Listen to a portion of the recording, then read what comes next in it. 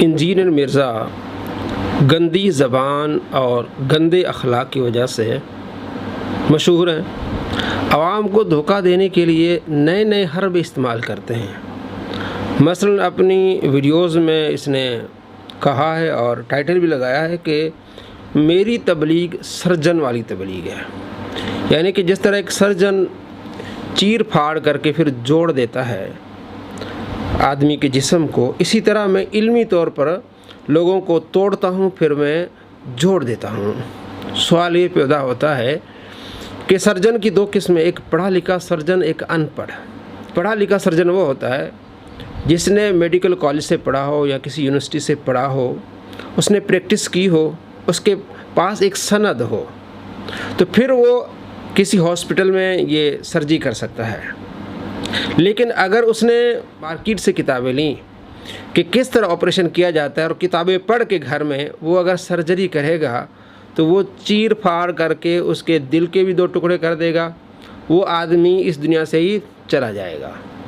تو مرزا صاحب سے سوال یہ ہے کہ آپ جو سرجن ہیں، علمی سرجن آپ اپنے آپ کو کہتے ہیں، آپ نے کسی ادارے سے پڑھا ہے، کسی عالم سے پڑھا ہے، آپ کے پاس کوئی ڈگری ہے؟ ڈگری نہیں تو آپ کا حال بھی وہی ہے جس طرح عطائی ڈاکٹروں کا جو اپنے آپ کو سرجن کہتے ہیں، اور جس طرح ہمارے ایریا میں ایک بندہ تھا، اسی طرح مارکیٹ سے کتابیں پڑھ کے اس نے دکان کھول لی۔ ایک عورت آئی، حاملہ عورت تھی، اس حاملہ عورت کو اس نے بھینس والا انجیکشن لگا دیا، اس کی حالت بگڑ گئی، وہ دکان بند کر کے بھاگ گیا۔ تو مرزا صاحب آپ کی دکان بھی اسی طرح بند ہو جائے گی، آپ بھاگ جائیں گے۔ ہم آپ کو دوستوں دکھانے والے ہیں کہ کس طرح یہ سرجری کرتا ہے، کس طرح کا یہ سرجن ہے، لوگوں کو کس طرح چیر پھاڑ کرتا ہے، ان کے عقیدے خراب کرتا ہے، اور پھر انہی عقیدوں پر دوبارہ واپس آ جاتا ہے۔ تو جن کے اس نے عقیدے خراب کیے ہیں اور اس نے جن کو مشرک کہا اور کافر کہا اور بدعتی کہا، جس بات پہ وہ بات پھر مان رہا ہے، اب آپ دیکھ لیں کہ کس طرح کا یہ سرجن ہے۔ ایک نابینا شخص آیا تو سیدنا عثمان نے اس کو یہی دعا تعلیم فرمائی اور پھر اس کی بھی بینائی واپس آ گئی۔ لیکن یہ والا جو پورشن ہے یہ صحیح سند کے ساتھ ثابت نہیں۔ اس کی وجہ یہ ہے کہ اس حدیث میں ایک راوی ہے عبداللہ بن وہب، جو راوی تو ثقہ ہے لیکن وہ مدلس ہے اور ان سے روایت کر رہے ہیں، اور یہ پیٹ رول ہے محدثین کا کہ مدلس کی ان والی روایت ضعیف ہوتی ہے جب تک سما کی تصریح موجود نہ ہو۔ لہذا یہ اگلا پورشن جس کو سہارا بنا کر آپ صلی اللہ علیہ وسلم کی وفات کے بعد بھی اس طرح کی دعاؤں کو استعمال کیا جا رہا ہے، وہ غلطی پر مبنی ہے، وہ پورشن ہے ہی ضعیف، اور مدلس کی ان والی روایت ضعیف ہوتی ہے۔ اگر کسی کو یہ مسئلہ یہ سرجری کر رہا ہے جناب، مدلس کی ان والی روایت ضعیف ہوتی ہے، اور اگر کسی کو یہ مسئلہ ہضم نہیں ہوتا تو آگے جناب مثال دے رہے ہیں اور سرجری کر رہے ہیں۔ ہاں جی، ہضم نہیں ہوتا تو صحیح مسلم کے مقدمے میں ہی میں نے بتایا محدثین کا پیٹ رول ہے، اسی پر میری ڈیٹیل گفتگو ہے 1 گھنٹہ 25 منٹ کی، مسئلہ نمبر 36 کے نام سے ضعیف الاسناد احادیث کے فتنے کا تحقیقی جائزہ۔ اس میں اسی طرح کی ایک حدیث میں نے ضعیف قرار دی تھی محدثین کے اصول پر، جو مسند امام احمد میں بھی ہے اور الادب المفرد امام بخاری کی اس میں بھی ہے کہ نبی صلی اللہ علیہ وسلم نے بیان فرمایا، روایت ضعیف ہے، مطلب وہ اسی طرح ہے، اور نہ امام بخاری نے اس کو ضعیف لکھا نہ امام احمد بن حنبل نے، لیکن حدیث ضعیف ہے الادب المفرد میں، صحیح بخاری میں نہیں ہے۔ کہ جو شخص اپنے جاہلیت کے نسب پر فخر کرے کہ میں فلاں چودھری صاحب کا بیٹا ہوں، میرا باپ تو اتنا بڑا خاندانی اس کا یہ سٹیٹس تھا، تو اس کو کہو کہ اپنے باپ کا عضو تناسل کاٹ کے اپنے منہ میں رکھ لے، بولے اعوذ باللہ، اور یہ بات کنایے سے نہ کرنا، ڈائریکٹ کو۔ اب اتنی بےہودہ بات کیا آپ صلی اللہ علیہ وسلم ارشاد فرما سکتے ہیں؟ وَإِنَّكَ لَعَلَىٰ خُلُقٍ عَظِيمٍ، نبی صلی اللہ علیہ وسلم اخلاق کے بلند ترین درجے پر فائز، اور صحیح بخاری اور مسلم کی متفق حدیث کہ نبی صلی اللہ علیہ وسلم میں کنواری لڑکیوں سے بھی زیادہ شرم و حیا موجود تھی۔ آپ یہ بات ارشاد فرمائیں گے کہ اپنے باپ کا عضو تناسل کاٹ کے اپنے منہ میں رکھ لو، وَلِيَعُوذُ بِاللَّهِ تعالیٰ۔ اس حدیث میں حسن بصری مدلس ہیں، وہ ان سے روایت کر رہے ہیں، تو جس نے اس حدیث کو ٹھیک ماننا ہے طبرانی والی کو، پھر اس کو بھی صحیح مانے۔ تو میں نے یہ علم الکلام سے بھی منطقی، جس کو پنجابی میں پھکی کہتے ہیں، وہ بھی میں نے دے دیا۔ جی جناب، جس نے اس حدیث کو صحیح ماننا ہے، طبرانی والی حدیث کو، تو اس کو بھی صحیح مانے، اور ایک اور اپنی ویڈیو میں کہتا ہے کوئی بے ایمان ہو جائے اب ہم آپ کو دکھانے والے ہیں کہ اسی حدیث کو یہ صحیح مان رہا ہے، اپنے فتوے سے بے ایمان مان رہا ہے، اور کس طرح اس نے جناب اپنے لحاظ سے سرجری کی، پھکی، اور کس طرح کی اس نے بد اخلاقی کا مظاہرہ کیا۔ اب اسی حدیث کو صحیح مان رہا ہے۔ اب جن لوگوں کی اس نے سرجری کی، اب ان کا کیا بنے گا؟ جس وقت یہ کہہ رہا ہوتا ہے جناب میرا عقیدہ وہ ہے جو حضرت عمر فاروق رضی اللہ تعالیٰ عنہ والا ہے، کہ انہوں نے حضرت عباس کو بلایا اور ان کے وسیلے سے دعا کی، آپ علیہ السلام کی قبر پہ جا کے آپ علیہ السلام کے وسیلے سے دعا نہیں کی تو ہمارا عقیدہ عمر فاروق والا ہے۔ اس طرح کی باتیں اس نے اور ویڈیوز میں کہی ہیں کہ آپ علیہ السلام کی وفات کے بعد آپ علیہ السلام کا وسیلہ نہیں لیا جا سکتا۔ کئی لوگوں کو اس نے سرجری کر کے گمراہ کیا، اور اس نے اپنے کھاتے میں پتہ نہیں کیا کچھ لکھوا دیا۔ اب یہ کیا کہہ رہا ہے؟ اسی حدیث کو صحیح مان رہا ہے۔ اب آپ خود اندازہ لگائیں، ایسے جاہل، ان پڑھ، گنوار سرجن بن جائیں تو عوام کا کیا حال ہوگا؟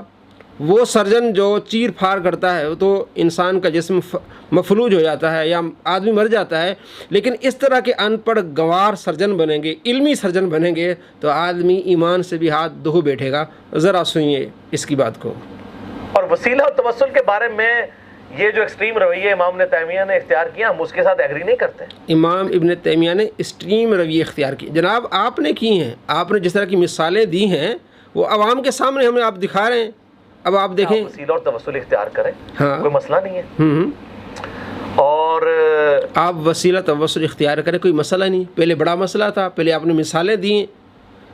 ایسے دوگلے آدمیوں کو پہچانیں، جاہلوں کو پہچانیں جو اپنے آپ کو سرجن کہتے ہیں اور بالکل جاہل ہیں، عطائی ڈاکٹروں کی طرح۔ اس طرح حکومت پاکستان ایسے عطائی ڈاکٹروں کے خلاف مہم چلائی ہوئی ہے تو حکومت پاکستان کو چاہیے کہ ایسے جاہلوں کے خلاف بھی مہم چلائیں۔ یوٹیوب پہ بیٹھ کے بڑے بڑے فتوے جھاڑتے ہیں، لوگوں کو مشرک اور کافر اور کیا کیا بناتے ہیں، گستاخ بناتے ہیں، اور بعد میں حال یہ ہوتا ہے۔ ذرا دیکھیے، اس کو سپورٹیو ایک حدیث بھی ہے جس کی صحت میں اختلاف ہے، لیکن چونکہ ایک بہت بڑے امام طبرانی جنہوں نے یہ حدیث نقل کی ہے، المتوفا 360 ہجری، جو امام حاکم نیشا پوری کے استاد، المتوفا 405 ہجری،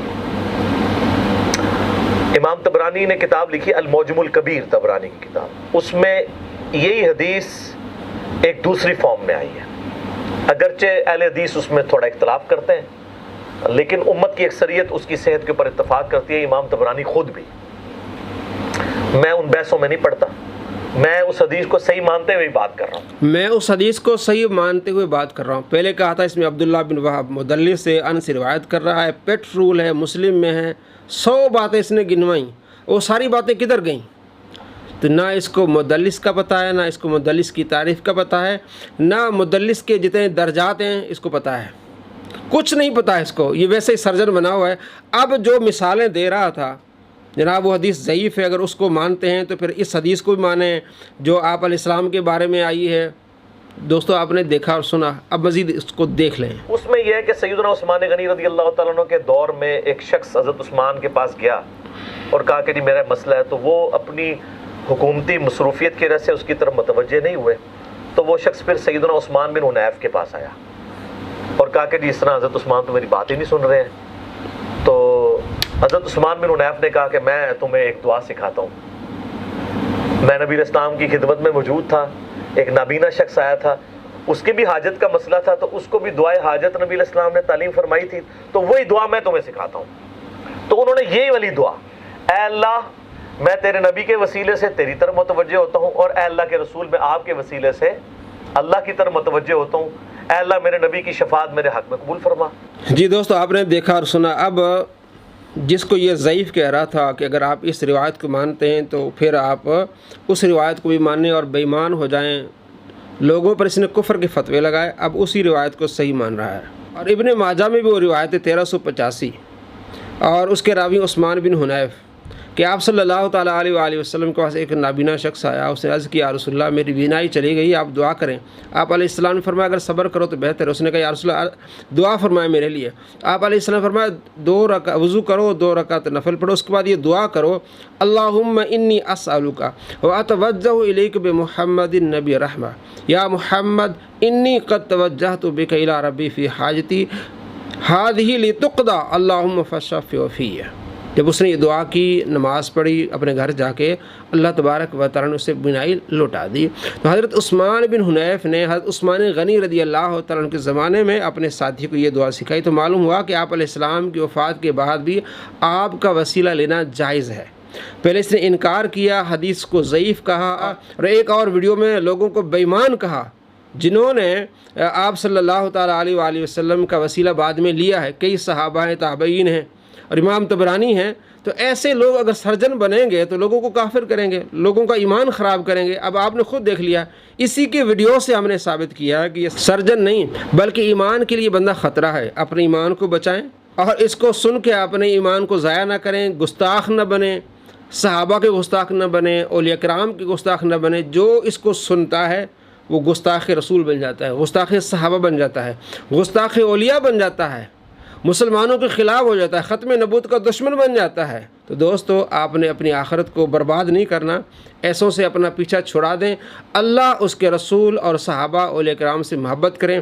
اللہ کریم آپ کو دونوں جہاں میں، ہم سب کو دونوں جہاں میں خوش نصیب فرمائے، ایسے شریروں کے شر سے بچائے۔ السلام علیکم ورحمۃ اللہ وبرکاتہ۔